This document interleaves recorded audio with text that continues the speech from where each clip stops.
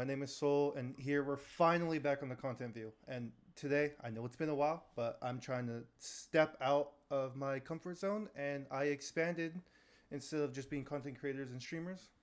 I'm expanding it to voice actors, animators, and anywhere in between. So today, I'm here with Lemfeature. Is that how you pronounce it? Lemur feature. Lemur feature. Okay. Lemur feature. Yeah. Yeah, I'm sorry. I always fuck up names, and it's probably gonna be a running joke with this, but that's let's fine. let's start off on what do you do? I'm mostly a 3D modeler. In the games industry. It's called a character artist, which means that I model characters for games. It's called different things for the film industry. If you're working on shows or movies, it's usually like modeling artist. But I make 3D characters basically. That's my main thing. I'm also an animator. I don't really do that now. I kind of tried to briefly do that as a career, but I didn't stick with it because I found I was better at modeling. And when you say modeling, it's just like, do people give you like a character to design and you model that, or Yeah, if it's a job or a commission, because I do commissions, like people come have me do like VTuber characters or VR chat avatars. They have a design. Usually it's just a 4 by 3 drawing. Sometimes I get like a full turnaround and I have to model it. And it depends on the person. I guess some people want me to match the reference art pretty exactly, and other people are more interested in me doing it in my own style. Um, I can model stuff without reference, like I can just make things up, but usually if I'm being paid, it's like I have to make a character that exists, if that makes sense. yeah, it's more of like I give you like say a picture of we'll just go off and say like someone from Skylanders. You would just kind of draw something Yep. like that or 3D anime. Mm-hmm. So Yeah. what got you into this space of 3D modeling? I wanted to do it. I think ever since high school, I had like a class in 1 year of high school. I can't remember. I think it was my second year. And we used, it was like this class. I went to a tiny town in high school. It was like, this town is literally a bunch of abandoned buildings, like, and the high school is the only major structure there. But we had like a class that it was like Photoshop, and the second half semester, like half of the class was 3D, and they used a program called Rhino 3D, which is still in use, and it's a CAD app. It's different from what I do now. A CAD app is a program that's used for making parts for things. So if you need parts for speakers or cars, you need to design an engine or make a bolt or anything like that. CAD apps are what that's for. They do exact measurements, like millimeter measurements in the software, like you're dragging out exact stuff. It's more for engineering type of stuff. Um, but that got me interested. And then later on, when I was in like my last year of high school, I did concurrent enrollment. I was in a different town and I did concurrent enrollment with, which means that I was taking a college class while I was in high school. And it was for 3D, and we were learning more general stuff for movies because it was part of their film program. And we were using Maya. Um, and so that made me more interested in 3D. And I kind of ended up doing that in college, but I didn't end up going to like an art college. I went to a state university, so they didn't the program for this stuff wasn't that great. They didn't really teach people like really like really well, basically. So I just got a general education in it by the end. And after college, I ended up going to just to get any kind of job in the industry. I went to a online school called Animation Mentor where they teach you to animate and they actually do it. They have people they you have mentors, your teachers are mentors, they're people that work at studios, and it's like a year and a half long crash course from basics to like acting and stuff. And while I was in Animation Mentor, one of those teachers got hired me on at his studio, and it was so I was working for him and finishing that online program, and I ended up working on the Smurfs 2, the live action CG hybrid Smurfs movie from the Wait, early Smurfs too? 2010s. Like the actual Yeah, movie? the you remember the Smurfs 1, and it's a live action CG Yeah. hybrid movie and I What the forget who fuck? plays them, but it's like, oh, the Smurfs meet a marketing consultant so we can we can do product placement in this movie. They're all like that. But I worked on the sequel just a little bit. It was only for a couple months. Um, while I was finishing Animation Mentor, and then I couldn't get a job after that.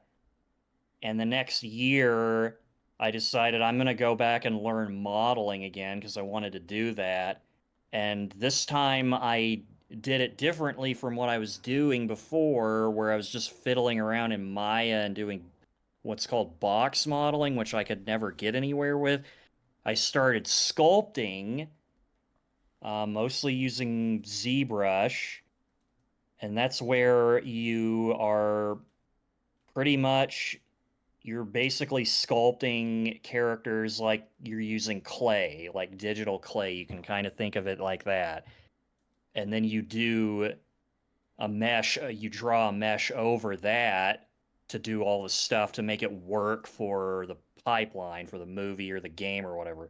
And that's where it started clicking for me. And I basically taught myself that. I just spent a year watching video tutorials and practicing every day, and I got good. And then, I continued for another year, and then I ended up working in Vancouver, Canada for a year in 2016 on as an animator again on All Hail King Julian. It's like the Netflix show that's based on the DreamWorks Madagascar movies. It's like a Yeah. spin-off of that with just the lemurs. I was an animator on that for a year. That situation was it was like a sweatshop. That those studios like that are basically sweatshops. We were all in one Jesus. room, everybody at desks with rows of computers. It was like that. That's what it's like in some places over there. And I just kind of got burnt out and kind of had a nervous breakdown by the end of that year, and I ended up leaving that job. And then I just went home and continued modeling, and I kind of taught at my old school for a little bit. That's And cool. then the next year, 2018, I ended up getting a job on Spyro Reignited trilogy. That was my first character modeling job. Someone at Animation Mentor that I was Facebook friends with saw that I was making Spyro fan art because I used to really like those games. And he just messages me and goes, "Hey, do you want to we've got a project you're interested in. Do you want or like do you want to talk about it?" And I said, "Yeah, I need a job." And he goes, "Okay, I'm gonna get you in touch with the CEO of Sanzaru, which is who he was working for." And the CEO gets me on the phone like the next day and goes, "Do you want a job? We're making a Spyro remake." And I said, "Yes." And so that's what I did that year. And then in 2020, when the pandemic started, I got a job at a studio called The Odd Gentleman, um, which their game got announced at the Game Awards last year. It's called Harmonium the Musical. I made all the characters for that. I gotta go check So that out. I worked there for almost 5 years. I just got laid off from them like in September, so I'm not working anywhere right now. Well, I'm working for a friend on a game, and I'm doing some stuff for an indie game called Fading Skies, but I'm not really working a real full-time job right now. And I'm kind of taking a break because I'm kind of burnt out after doing that for 5 years. And the whole time I've been working on that, I've also been doing commissions and stuff for like other games on the side. I also worked on Amber Isle last year and a little bit this year. I modeled a few characters for that. So I don't know. I was supposed to say how I got started, but I ended up giving my whole like a general overview of my whole story on that up till now. I hope that's Nah, okay. you're good. Well, I mean, you were going over like Spiral and then like the like the musical. I Uh-huh. yeah. Is there any like other projects that you've worked on that you want to just go on into there? I worked on a short film in 2014 that was some guy's senior thesis. It's called After the End. It's on Vimeo still.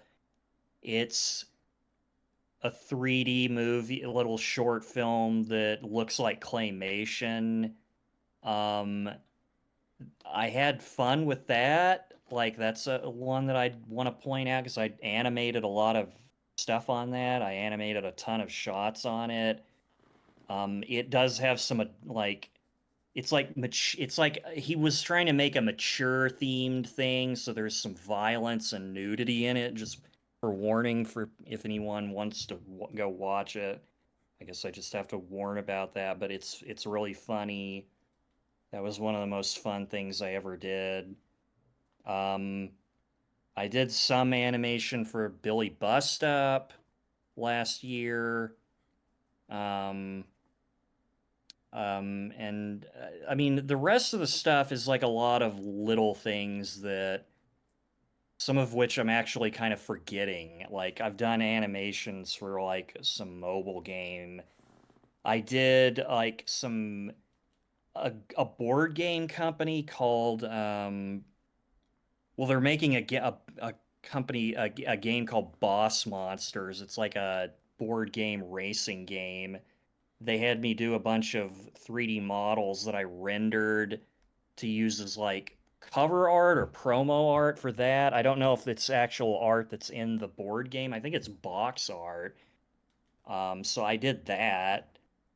Um, and then the rest is a lot of small things. I mean, I've worked on little short films back like way back in like 2014 and before. I mean, that's pretty much all I can remember. I'm at the point where I've kind of forgotten some of the smaller things that I did, what they were called even. I mean, hey, I mean, at least you can go around saying that like I've worked on like stuff like this.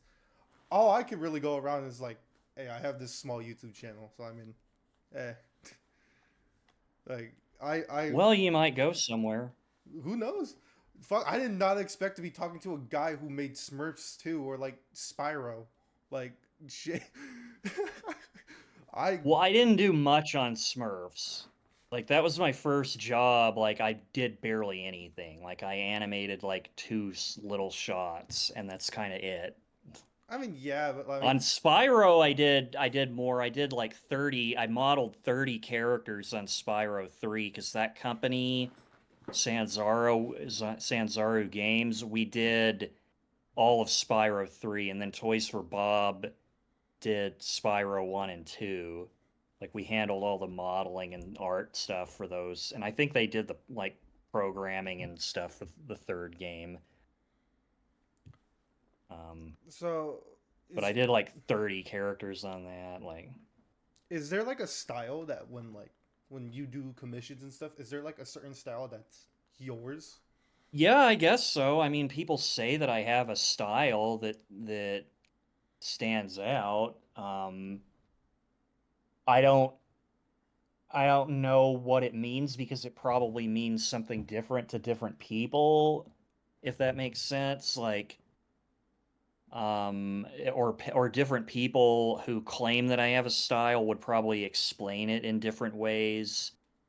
Um, but I do. I mean, I like kind of pretty like cute types of characters mostly. I'm not super interested in like monsters or ugly creatures. I really don't like realism.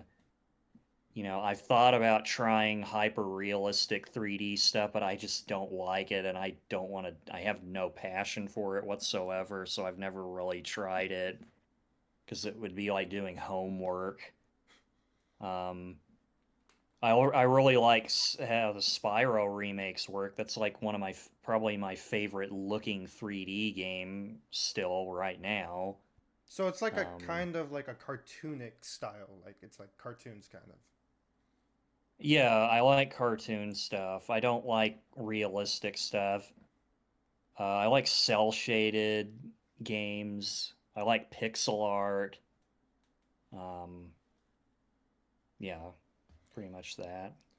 Is there like a certain like software that you're like supposed to use when doing stuff like this? Because I know with certain softwares they offer different things. Is there any like you would recommend to anyone that would be watching this that would I benefit? use ZBrush for most of what I do, and then for a few like things, namely just retopology and UVs, I use Maya, and then I texture with Substance Painter. So it's probably like 70% ZBrush, and then the rest is the other two. Oh, and I guess like retopology is where like in 3D, everything's polygons. A polygon is an infinitely thin plane. It has no thickness whatsoever, and it can have three points or 4 points, but it can have more than four. But for the purposes of like making stuff that works for a game or a movie, it has to have three or four, so it has to be a quad or a triangle. And with games, everything is triangulated when it's put in the game engine, so you can kind of use a mix of the two. But when you everything's made of that, and you have to have an organized mesh, which is like, the flow of all these square quad polygons, and it has to go in uh, the right flow. So you have to have a loop around the eyes, you have to have a loop around the mouth, you have to have a loop that goes around the bridge plane of the nose to the chin. So retopo is where I redraw those on top to make it functional and work. Because I'm sculpting, it's just a disorganized mess of stuff, of very, very tiny polygons that can get so small that you can't even see them, because that's kind of how digital sculpting works. It's just so many polygons that you don't see the sort of stair step chatter when you carve into it, or it's polygons that just grow. It just makes a net of triangles that just can keep being added and added to or taken away. So it's sort of like, imagine clay where you can make it disappear or grow. It's like infinite clay that can go away or reform. And so, but that's kind of a mess for a character that needs to animate. So retopo is where I make an organized mesh over it, and then UV is where you cut it and basically peel it open like an orange or an apple or whatever. You're peeling a piece of fruit to make it flat. Or imagine one of those maps of the globe, which still retains the proportions of a globe, so it looks like slices of an orange, the world. It's kind of like that. You're flattening it out so that you can paint on it, so it can be a 2D texture that you apply to it. but when you paint these days, you're painting on the model in 3D, but you still need that flattened out 2D version because the textures are saved as an image, like a JPEG or a PNG, if that makes sense. So that's what those two mean. I'm just explaining that because I just said retopo and UVs No, like yeah. without explaining it. To be honest, I was confused myself. All I like really understood was just like PNG. That's how you know I could never really would get be able to at least succeed in this career. I could barely even understand it. But then again, it takes time. Well, I don't know. You can read about it. I mean, I didn't know how to do any of this stuff. I kind of just learned on my own because they didn't really teach me very well in college. I learned on the internet, just using a search engine. Anyone can do it if you use the internet for research. Um, It, there's ways to is there find stuff out. like after like because that does sound difficult and it does sound like that takes a whole like months to even get like certain things like done. How would you balance your personal life and then your career? Um, well, it doesn't take me months to do a character. It like when I was working on Spyro, I was doing like 1.5 characters a week. Um, it could take like a month at my job when I was working for the Odd Gentleman, just because they had really detailed characters and they would give notes and stuff a lot. Hmm. So then it could take a few weeks, but I was also working slower and more carefully on it. But to answer your question, like I guess you kind of have to manage your time and you have to, I guess, stop thinking about working 8-hour days if you're working remotely. Like when you have an actual job, like at a grocery store or whatever, which I did when I was in college to pay for it, you have to go at like 9 o'clock and you can leave at 5 or whatever your hours are, and you have to clock in and out. If you're doing this stuff at home, you kind of actually, I think you have to kind of abandon that idea of like, I'm going to work 8 hours a day within this normal way I would do it if I was clocking in and out. And instead, you just try to get stuff done during the hours where you have the most energy for it. So for me, it's like the morning. If I work on stuff in the morning, I'll get a lot done. And then by the evening, I'm tired and I'm used up, and I just have to know when to quit and just stop dealing with it and maybe go read a book or something or play a game. Um, I would do that, and I would tell people to try to not get addicted to screen time. Like you need to get off computers, get away from screens, get off your phone. Like go back to reading paper books. Don't use a Kindle or anything. Just get a paper book and find time to go out into nature too. Go into if you can hike, if you're in a city, if there's a park, like go do that. Like get away from everything. Get away from technology, in a regular, like a regular amount of time, like a few times a week or even every day if you can, like do stuff like that because it just being on a screen all the time is what's gonna make your work life balance bad. Do you know what if that Yeah, makes sense? yeah, I can understand because I mean, with editing videos, like for some people it takes days. My shit's barely like you barely need to do anything, but it like at some point you have to realize to when it's time to just get off and go outside for a bit and just relax. Yeah, if you can like just walk in the countryside, if you can go on hikes or whatever, I would advise people to do that more. Um, I mean, I'm kind of a like nature person. I wanted to be like an ecologist or something when I was a kid, but I still think to this day that um, being outdoors can be a balm for the soul, basically. So you should be doing that on a regular basis when you have to work on screens. Like you have to get away from them completely and out be out in the trees or whatever, and be on terms with the land. You know, Yeah. So, how do you deal with negative reactions or just negativity in general? um, I mean, I've had negative experiences. Um, like in 2019, I was doing models for this like mobile game company, and they were being really frustrating to work with. They were trying to not pay me and stuff, and I had to like eventually just like get on them about paying me, and I had to like get away from them basically.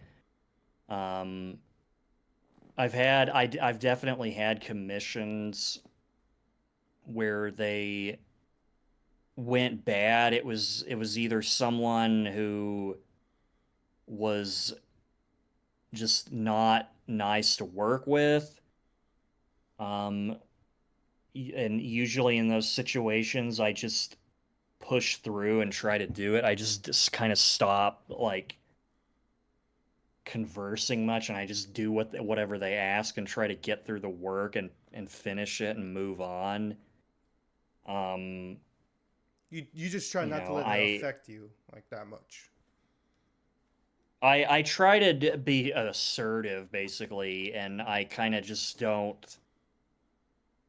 I don't really put up with people insulting me or whatever. Like I just like I had someone who like I did a commission for them, and then later on after I had done it, I'd finished it, they accused me of like scamming them. And they said their model didn't look as good as other people's. And I said, well, you're going to need to show me exactly what you mean where you're not satisfied with it. Like, what specifically is wrong with it? Because I modeled it off the reference I was provided with. This is what you gave me. And I did it as precisely as I could. And you didn't specify anything else, and that like completely changed their tone. And then they said like that, oh, they gave me a bad reference or something, and then they were okay with it. I guess it's weird things like that. It's hard to say how to deal with it because every situation is different.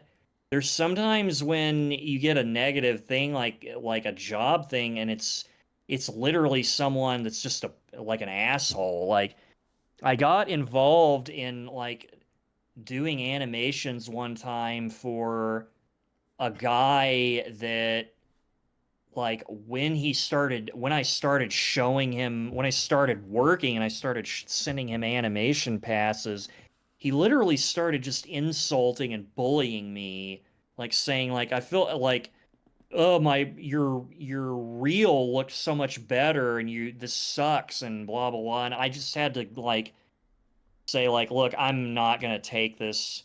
I'm consider me off this job. Like I don't even care about you paying me at this point. I'm not gonna deal with you.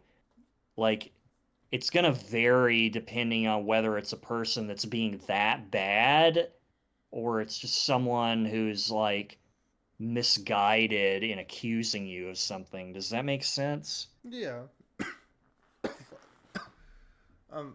Uh, but so who inspires you? Like, you have a passion for this, but is there any like influencers, like anyone that just inspires you? There's a lot of 2D artists that inspire me. There's too many to name. A lot of them I'm friends with lately, actually. But like for 3D people, Mike DeFeo is one. He's a sculptor who worked on the early Blue Sky movies, like Ice Age. He did some stuff for the first Despicable Me. I was gonna Wait, say Impossible Me. what? Uh, yeah, he did stuff for Despicable Me. I guess Chad Stubblefield, who's like one of the artists at Disney, who I took a class from. Um, those are two 3D artists that inspire me. And I've actually met Mike DeFeo, so he's really chill and cool. Lucky. Sorry, I just lucky you gotta meet someone. But let's. I guess we can end this off with if there's any advice that you want to give to anyone that's watching, what would you tell them? Um, about like anything or just specifically 3D art? Like in general. Um, don't get addicted to technology.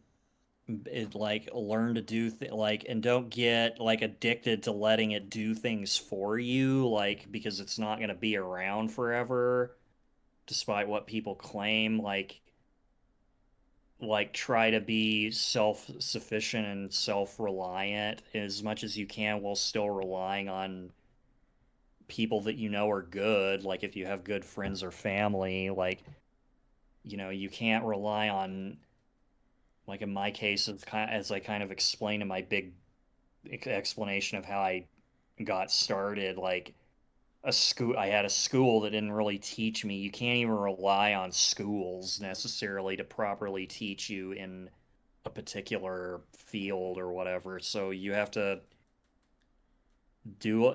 try to do some things for yourself and don't be de and like try to not be dependent, I guess.